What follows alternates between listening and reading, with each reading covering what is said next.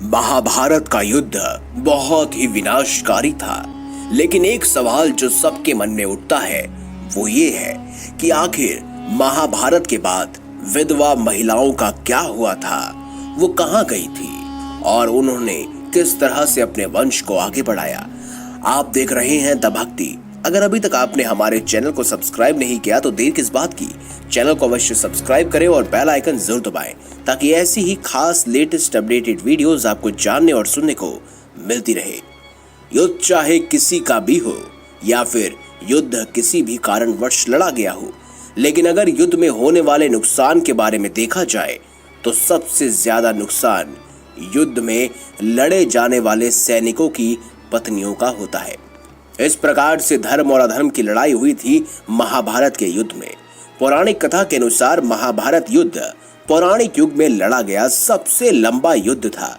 कुरुक्षेत्र के इस युद्ध में बहुत से योद्धाओं ने भाग लिया था जो वीर गति को प्राप्त हो गए थे। इस युद्ध में भी कई सैनिकों ने भाग लिया था।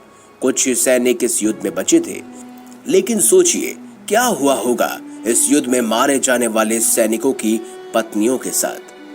आज हम आपको बताएंगे महाभारत के युद्ध के बाद सैनिकों की पत्नियों का क्या हुआ।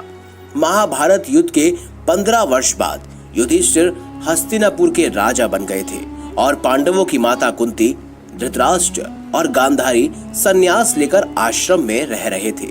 इसी दौरान सहदेव के मन में अपनी माता कुंती से मिलने की इच्छा जागृत हुई।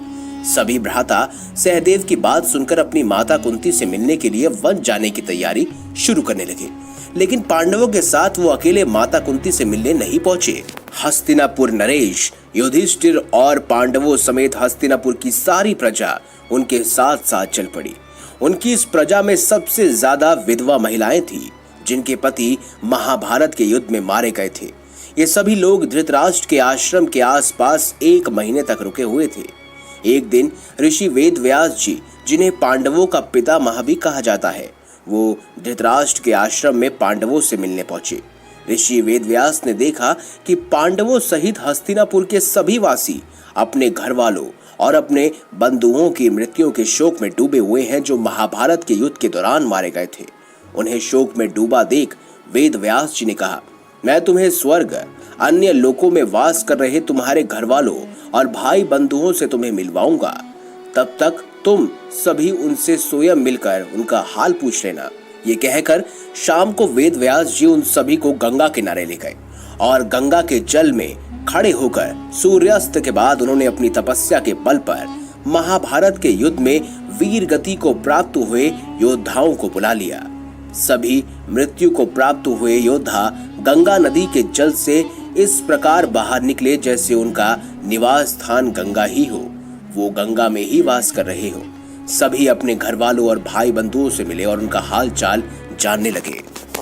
इस प्रकार अपने घर वालों और परिजनों को मिलकर उन सभी की मृत्यु का दुख उनके मन से हमेशा के लिए समाप्त हो गया। कुछ समय बाद ऋषि वेदव्यास की तपस्या के बल पर आए सभी योद्धा अदृश्य होकर अपने अपने लोकों में वापस जाने लगे। तब महर्षि वेदव्यास ने वीर गति को प्राप्त हुए योद्धाओं की पत्नियों से कहा, जो स्त्रियां अपने पति के साथ उनके लोक जाना चाहती हैं तो वो इस पवित्र गंगा की धरा में अपना जीवन त्याग कर अपने पति के पास जा सकती हैं। तब महर्षि वेदव्यास जी की बात सुनकर सभी विधवाएं अपने पति से असीम प्रेम के कारण गंगा नदी के पवित्र धारा में कूद पड़ी और अपने प्राणों को त्याग कर अपने पतियों के पास उनके लोक में चली गई। तो दोस्तों, इस प्रकार महाभारत की विधवा महिला अपने पतियों के पास वापस चली गई थी। तो दोस्तों, अगर आपको हमारी ये खास जानकारी, ये वीडियो अच्छी लगी हो तो इस वीडियो को लाइक करें, हमारे चैनल को सब्सक्राइब करें और ज्यादा से ज्यादा शेयर भी करें। मिलेंगे अगली बार एक नई खास वीडियो के साथ। तब तक के लिए बहुत बहुत धन्यवाद। आप देख रहे हैं द भक्ति। अगर अभी तक आपने हमारे चैनल को सब्सक्राइब नहीं किया तो देर किस बात की, चैनल को अवश्य सब्सक्राइब करें और बेल आइकन जरूर दबाएं ताकि ऐसी ही खास लेटेस्ट अपडेटेड वीडियोस आपको जानने और सुनने को